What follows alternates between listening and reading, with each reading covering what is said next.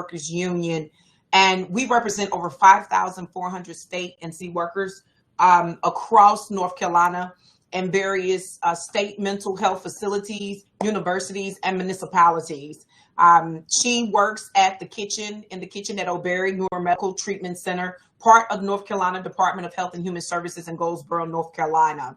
And our members are on the front line of this pandemic. I did not, say that I am the statewide recording secretary for UE150. So this is a topic, not only as I'm standing here reading her statement, but this is a topic that affects me as well.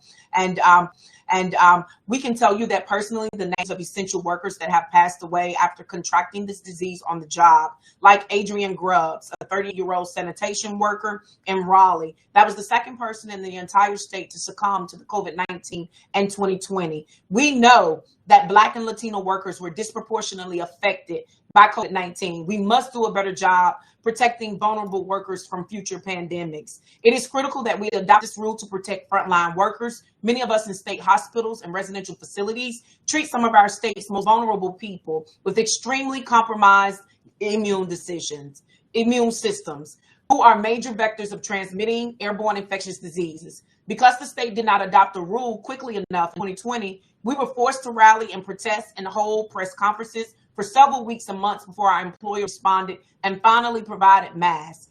It is the government and North Carolina Department of Labor's responsibility. This requires a basic plan on how to respond to airborne infectious diseases, as currently outlined in the new proposed rule. We were all caught off guard by COVID-19 with no plan to curb exposure. Workplace exposures became a major driver of the pandemic.